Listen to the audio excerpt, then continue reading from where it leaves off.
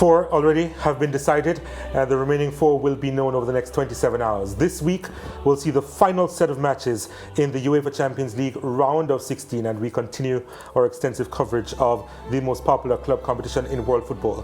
Thank you for joining us on our Home of Champions. My name is Donald Oliver. Now, Bayern Munich, Benfica, Chelsea, and AC Milan are through to the quarterfinals after overcoming their two-way tie. And so 4 matches remain.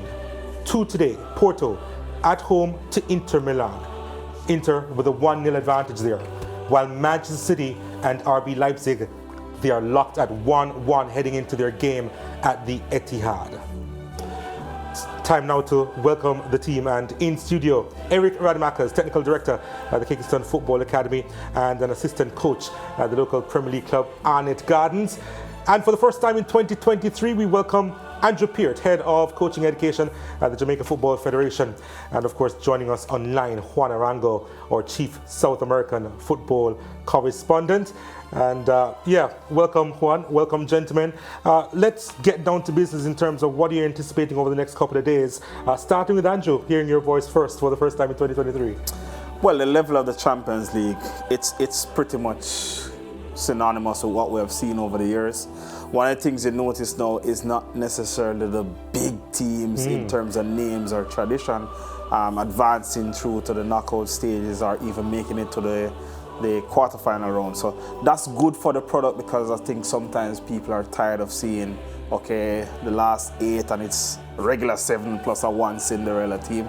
Now we're seeing other teams, but they are making it through because of good football, not necessarily because of luck or an easy draw.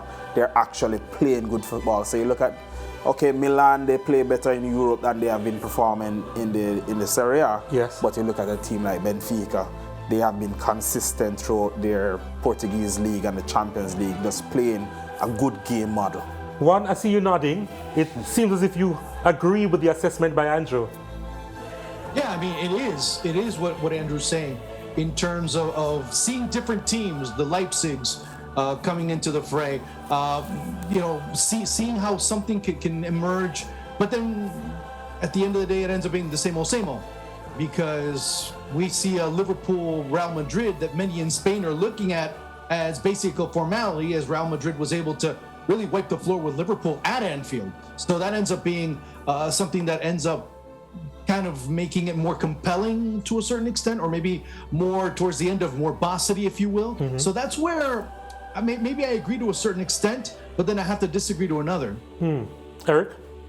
Well, for me, the knockout stage is the most fun, and I think there's many stories and dream stories turns into movies, and those moments usually happen when I reach this stage of the competition. So whether it's, as you say, in Madrid and Spain, they think this is over. Well, I'm sure you had some matches, I think with Barca against PSG, and we have some matches in the past, I think even a final with Liverpool coming back. And so these are the matches now that we're going to see, where you have potential dreamline stories that we look forward to. But a lot of times you do have the teams that play good, sometimes maybe smaller teams, but you have the teams that really earn it, that at this stage really advance and are left in the competition. Well, back to the matter at hand now. In Porto, they do have some work to do, but they are not far behind in the tie. They play host to Inter Milan at the top of the hour.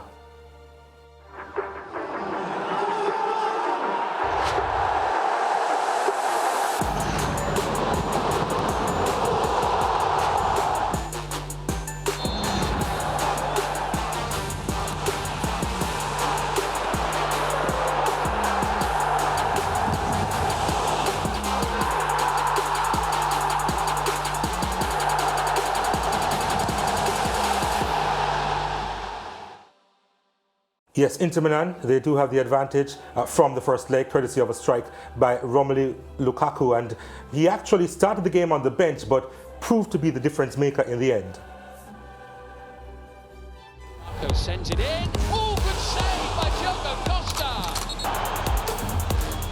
Uribe, Zaidu, important block by Skriniar, comes in, Onana's there, and he saves it again, and somehow Taremi doesn't score. Over it comes, and the header against the post. Lukaku finally breaks the deadlock.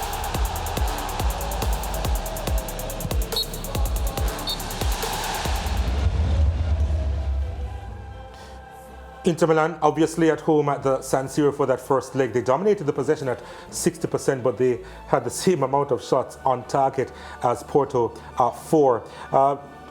Let's start with you, Andrew, in terms of, do you think that they will be able to dominate the possession as they did in the first leg while they are now away from home, Inter Milan? I don't think so, because I think the first leg was influenced by Porto going down to 10 men. You mentioned that both teams had the same number of shots on target, which was a little bit strange because you saw the chances that Porto got. If you count now XG, Porto XG would be higher than Inter Milan in terms of the quality of goal scoring chances. You would shut your eye and say, okay, Porto should score those, but they didn't, which is the nature of football sometimes. But I see a more aggressive Porto coming into play today, because Inter Milan's game is sort of a little bit predictable, where they play through the flanks and they try to get the ball inside through crosses. But I think this one, Porto will be just as aggressive as the first half and try to gain the advantage early. Do you agree, Eric? Yeah, I expect Porto to be a little bit more aggressive. I mean, here we see it at the moment. They try to win it higher up the field, especially in the home matches. We're going to see that. I think it's going to be a miss that Otavio is not going to be there from the suspension. Very lovely player, especially in those transition moments going forward. But I expect Porto to be somewhat on the team that wants to come out and be the dominant team. We're going to go straight into Porto because Inter had actually ended Benfica's 23-match unbeaten streak during the first leg. And Mehdi Taremi has scored only 3 goals in the last 11 games, including on Friday when he actually scored a penalty as Benfica actually won their game over the weekend, 3-2 over the Premier League. Juan, what are you anticipating from this Benfica team as they're home now? Well, when you look at it, what Porto is looking at in terms of what this side can do against an Inter side, that when they go away from the Giuseppe Meazza, it's a completely different side. They've only won 6 out of the last 16 away from home.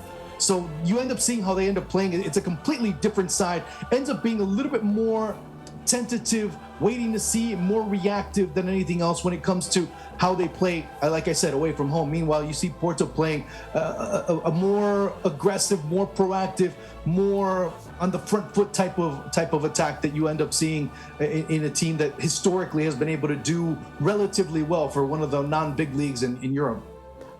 And the thing about Porto is that when they express themselves, especially as we saw on the weekend in their home match in their domestic league, they were pretty open at the back and they did allow several chances, Andrew. But how would they mitigate against those circumstances, even as they show the ambition to try and get that goal?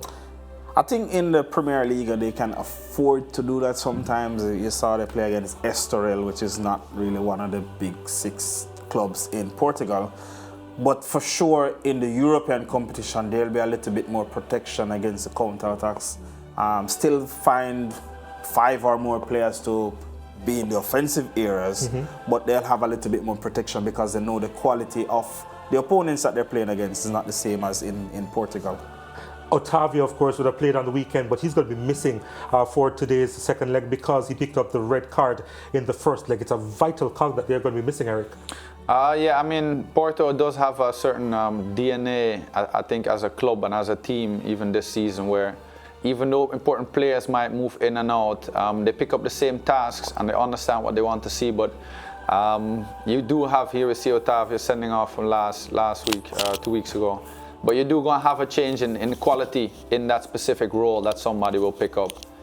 So they will miss it, but Porto is a side that has a pretty deep squad. But they will be missing Otavio today.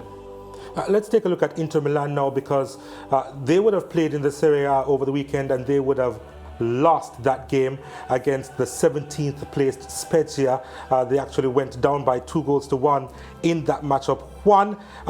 They had several chances in that game, but they couldn't convert. Talk to me in terms of how do you think they'll be able to move on from that heading into this Champions League matchup? Remember that old quote from Isaiah Thomas? He said, I have to shoot my way in, I have to shoot my way out. Yeah. Well, that's basically what you have to do. You have to create not only quantity, but also quality opportunities in front of goal in order to have a better chance. And you see the amount of chances they've missed, but also the quantity of chances that they've created. And that, you can use all the science, you can use all the rocket science and mathematics you want in terms of XG and everything else. But if you're not creating key moments and you're not finishing said key moments, then you're going to have a lot of trouble, be it Spezia, the week before it was Bologna. So Inter are struggling and struggling so much that now the Champions League is their priority. The Champions League is what they're looking for, because they seem that they are actually so relegated compared to Napoli. Lautaro Martinez, Andrew, started that game, and in that game I observed that he didn't have the best relationship with Romelu Lukaku on the pitch, probably because they aren't used to playing with each other all the time, especially this season. Lukaku starts on the bench again today. Are you expecting Martinez to be a little bit less selfish as he was over the weekend? Because he had several opportunities to interplay with Lukaku. That didn't work out well, and now he starts again, but without Lukaku. What kind of difference do you expect he's going to be making? I think he'll continue to. It's innate to be selfish sometimes as a striker. And I think a partnership that he and Lukaku developed some years ago when they went to the Europa League final, that has been missing because one has been in and out, gone to Chelsea, now he's back, and now the injuries. So he has to adapt his game to a new partner, Edin Dzeko sometimes, or even taking on the responsibilities himself, especially being a world champion. He figures that he needs to do more for his team. But I don't see Martinez changing his ambitious, selfish ways, whichever way you want to term it. He'll just be that type of bull who runs into the channels, who pops up into the box and find the opportunities. Eric Lukaku is again on the bench, scored the winner last time, would have scored from the penalty spot over the weekend. We almost dismissed him last time out, and then he came from the bench to make the difference. Is that the same strategy you think Inter Milan they are using in order to work Lukaku as a focal point in the second half, coming off the bench? I'm not sure. It could be. I'd look at Lukaku more, and I think if you really want to get the most out of him as a striker, which we've seen in a career at moments, I think he needs to get 90 minutes to really get that out of him. So maybe they can agree, all right, Dzeko is better fit right now, and we work with him, which I can understand and maybe even agree with, but I wouldn't really put it on that they do it because Lukaku will then come on and be a difference. I don't think he's that energetic player that can get 10-15 minutes and really change a game. But of course he's a poacher, and he can get a goal any given time, whether he plays good or bad, because he has that kind of strike in front of the goal. Juan, Inter, shaky away. They lost. Porto, shaky at home, and they eked out a win in their domestic leagues over the weekend. As far as predictions go, what are you thinking? I mean, you start looking at every little facet, every little single thing. And last time we saw these two teams face off, it ended up being the player that we, like you said, we basically discarded that ends up being the difference maker. Yep. And he can be a major factor as a starter, but he needs confidence. And the only way you can start bringing or brewing up that confidence once again is by getting him in little by little, not exposing him in situations where he can end up being very fragile in said confidence. I think Porto right now would have the upper hand, very slightly, but still an upper hand nonetheless, against a very, very tentative and a very defensive-minded Inter, more defensive-minded than they were the Giuseppe Meazza. So Porto with the win. Yes. Andrew. Porto 2-1, so it goes to extra time. Eric. We discussed Porto, we expect them to be more dominant, but I do expect them, as you mentioned, even the Portuguese league, to have certain transition moments where they're fragile in the back. I believe Dumfries is starting this match, who we didn't see starting in the last Champions League match, and I think they have certain quick transition moments where they use the width and swinging the ball from early, and I think Martinez's selfishness might get a goal, so I go and put it on a draw and Inter to advance. Well, I'm thinking Inter will actually win the second leg and will advance overall. So there you go. We take a break. When we return, our focus will be at the Etihad, as that is our featured game this European night. Manchester City hosting RB Leipzig.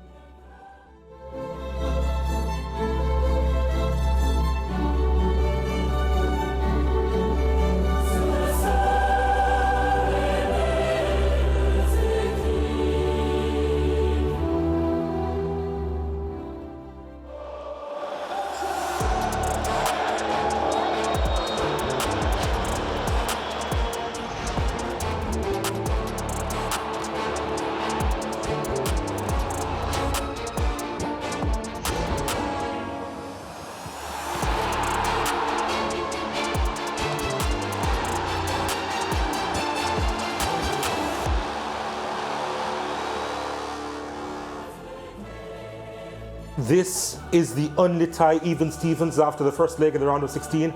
It was a game where City dominated the ball, but they ended up having less shots on target than the home team. Let's revisit the story of the first leg.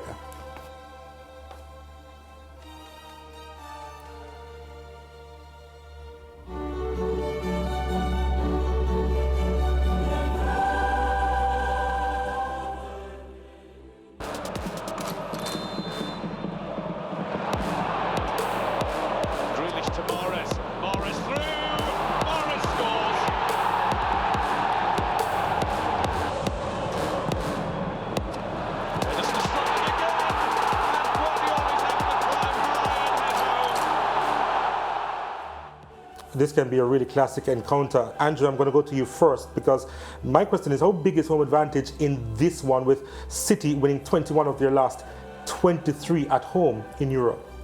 Big. The statistics says it all. And I don't think for any team going to Manchester City, it's wise to say, let's defend it, let's try to wear City down. It's going to be counterproductive in the end, where you are going to wear yourself down and they will find a way to find a goal. So I think the best approach for Leipzig, knowing the statistics, knowing the nature of City's game overall and the nature of their game at home, to go at City from start. Try to put them off the game, because you have to let City play in 4 moments rather than 2. City at home play attacking and the transition from attack to defense, because they regain the ball or they force it to make some mistakes with the ball. You have to let them have periods where Manchester City, they are defending, or where they have to try and counter attack. If you have them playing just the first 2, then you're in problems, because you'll be always defending and get tired. Juanaranga, I'm going to bring you in here, because City's dominance in games doesn't necessarily mean victory for them. Do you agree with what Andrew just said in terms of them shouldn't sit back, RB Leipzig, away to City at the Etihad? No, not. I mean, sitting back in the terms of being extremely defensive, no, they shouldn't. As a matter of fact, if you start looking at how City does play, it's all about spacing. It's all about where the players are, one in relation to the other. And they play matches in 30, 40 meter type of situations. If you spread them out, if you make them wider, if you open them up a little bit more, which is something that, depending on certain matchups that RB Leipzig do have in their favor, they can do, then you start to put them in situations where not only do they have to defend, but they have to start looking at where the spaces are and where they can be exposed even more. So when you start expanding and making a little bit more, I had heard a term, make it a Bundesliga game, where there's a lot of pace, there's a lot of openings, there's a lot of space to exploit. Then you can start really going after a City side that said, hey, this is their measuring stick. Whether they win the Premier League or not, Pep Guardiola and this team's legacy is not going to matter. It's going to matter what they do in the Champions League. Erling Haaland in particular, he has scored 28 goals in some 24 matches. Before the start of the season, when we heard that he was going to be acquired by City, the word invincible was thrown about. It hasn't quite been the case. What do you think has been the issue there between Haaland and City and them working together? Why, even when they're dominating the matches, some of the matches they haven't come out on top? I think it's also the passes leading to Haaland. How much are they feeding him, and in what way are they feeding him? I think there are certain players, when we look at De Bruyne, who really knows how to find Haaland in various ways, and I think also the runs that Haaland makes kind of fit that style. And I think certain other players, like when you have a Bernardo Silva, he's not going to give a long pass around the defensive line into the run. He's looking more for the short passes. And I think it's something that they're still working on to make sure that Haaland can still get served properly by all the players. But I do definitely think that he has a preference with certain players. And you see that Pep rotates a lot of his players. And I think that has an impact also on his scoring ability outside of his own form. It's very difficult to have an amazing form straight throughout 12 months out of the year, so we have to keep that one in mind. But it plays a part in it, I think. Pep Guardiola at the end of the first leg was a little terse with reporters, although he did make several good points, including that RB Leipzig was a really good team, obviously, and it was unrealistic to think that City would just bulldoze their way over them. Let's hear what he has been saying ahead of the rematch. I said when it's a draw, when I took a look a little bit, even before the first leg, I said, oh, I think it's a really, really good team. But if I talk about any team in England, Champions League, or Napoli, or Milan, or Real Madrid, or the teams that are there, I said, they are good too. So every team in these stages, they have, a lot of qualities, many strengths, and have to, tomorrow, in front of our people, try to impose our game, what we have to do, and bring the game. We have to win the game. So it's easy. It's not how many goals you have to score or how to do it. It's just win the game, and that is what you have to do. Fun fact, Guardiola was the last manager to lead a German club to a Champions League win at the Etihad with Bayern Munich back in the 2013-2014 season. It's a simple question, Andrew. Is he feeling the pressure, Pep Guardiola? I don't think, pressure is there for every coach, every game. But for him, it's special. No, but I don't think this one is at a greater degree of intensity than should he play Real Madrid or whoever in the future rounds, because he's been judged by Champions League. They say he can't do it without Messi, but I think he has all the pieces. It's just to find the right game plan. And Eric mentioned a good point with Haaland, that the service and the different types of players, it's somewhat of City adjusting to Haaland and Haaland also adjusting to City. But who you think would compromise when you have a big, strong, fast guy who likes the ball in behind? You notice even for crosses, he always attacks the back post. He doesn't really come short. So those are big qualities that the coach has to find a way to fit around.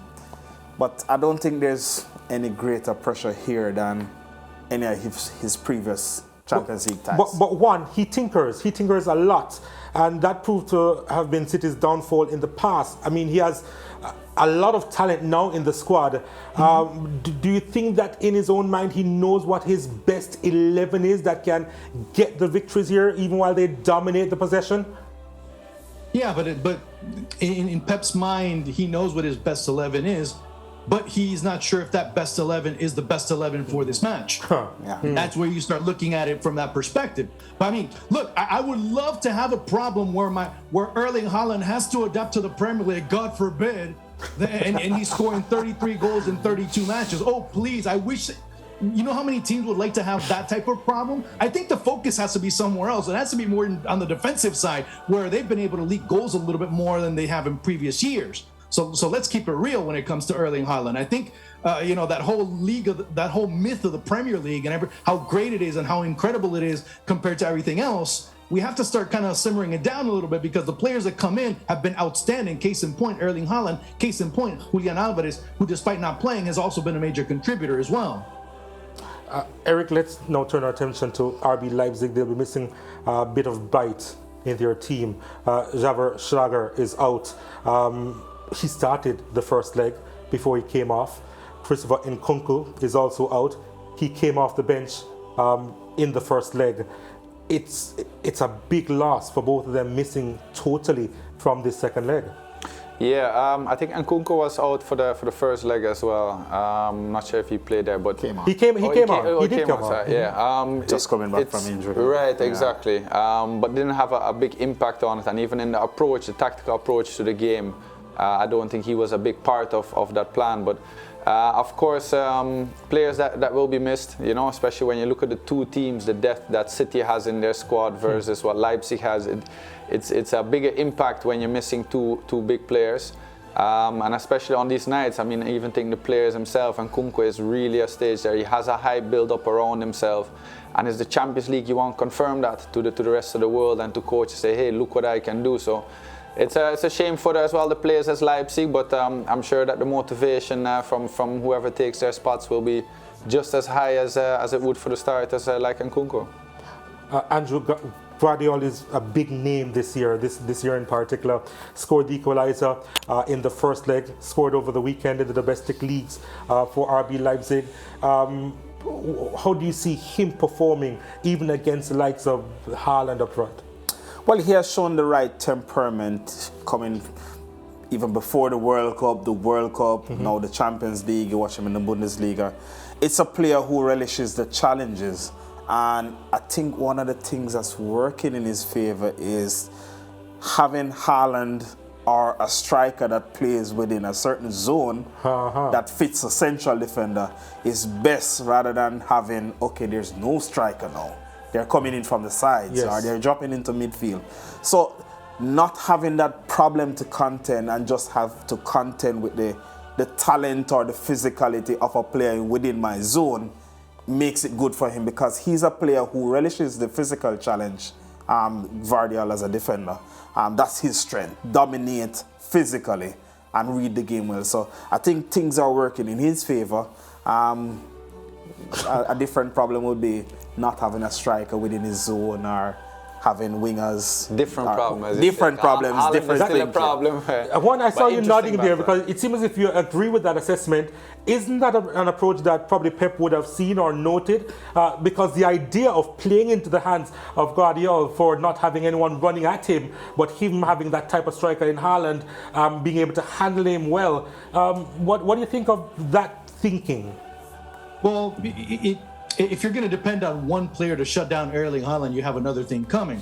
I mean, you also have to look at what Campbell, Orban, the pretty much the spine of that midfield and defensive part of that midfield, I should say, and the back line. How are they going to be able to try and get him out of his game? How are they going to try and force him to be out of position, drop back maybe a little bit too much?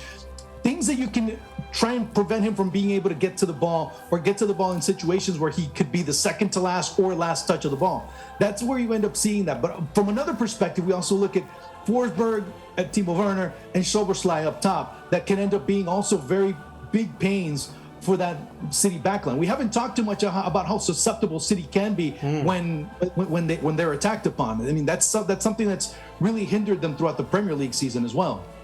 Well, let's now take a look at the starting lineup for Manchester City, as well as the formation. And based on what we've seen initially, we expect a 4-3-3 formation for Manchester City. Andrew, I know this is your bread and butter in terms of how they will line up. What are you seeing here with the formation? We see a Grealish in the starting lineup as well. What are your thoughts when you see this? Well, this one is quite peculiar, because I see 4 central defenders. Normally don't see that sometimes, so I think I'm not sure, to be honest, based on Guardiola. All the responsibility of the width on Silva and on Grealish in terms of the attacking play.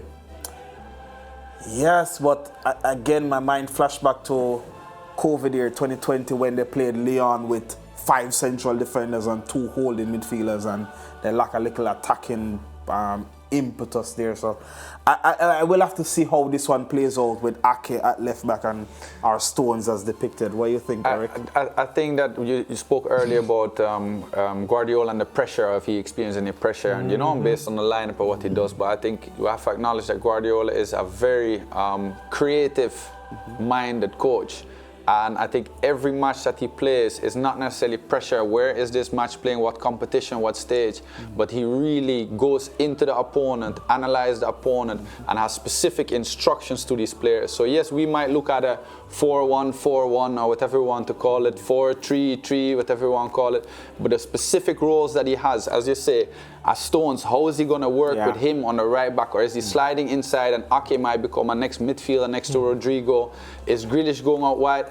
Those things Guardiola spends a lot of time on and gives specific instructions. So it's very interesting always to see when we get this versus how is that in the first 5 or 10 minutes in the game, actually in the movement of the players. Now let's take a look at the starting lineup for RB Leipzig, and based on what we're seeing here, it's a 4-2-3-1 with Werner at the top, Juan Aranco. What are your assessments of this RB Leipzig starting lineup? Remember what I was saying about trying to keep your lines as compact and as close as possible? That's basically what City is looking to do. Let's look at it from that perspective. Meanwhile, what RB Leipzig are looking to try and see is how to open them up a little bit more, especially with Roman Hendricks out wide. Haidara and Konrad Leimer Leimer will be interesting to see. Is he going to be overlapping and going on the attack from the outside? Is he going to be cutting in inside? Is he going to be the one pulling the strings? He'll be kind of that wild card, if you will, when it comes to what the intentions offensively are. But again, it's a team that wants to try and spread City out. That's going, if that is their actual intention, looking to spread City out. But also when they have to defend, they're going to be defending very compact and very, very condensed in the middle. So now we start to see exactly what they're looking to do, or what the intent is when it comes to trying to shut down Haaland and maybe try and disturb a little bit more with Kevin De Bruyne. So Andrew, what do you think in terms of predictions here? Game overall? Yes, game. I'm just thinking first. The first goal is so important because I'm looking at Leipzig's lineup, and they only have 4 attackers on the bench in a game now where there's 5 substitutions. So realistically, or spiritually, I really don't care. City 2-0. City 2-0. Yeah, Eric. I mean, I think it's going to be down to, as I said, first goal important, but how can Leipzig manage the game? Right. Can they actually stop City from being that pressing that really create a lot of chances? And so you're saying, if they can, they have a chance, just but scoreline, very Eric. Small. Okay, 3-0 for City. For City, and Juan? It'll be tight. 1-0. 1-0 for City. 1-0 for City. Go 1-0, especially after I saw Andrew's face. You know that everything just kind of went kaput. It's like, I gotta change my prediction right away. You know what? It's time to head over to the blue half of Manchester. It's a big one. It's City against RB Leipzig. Stay tuned.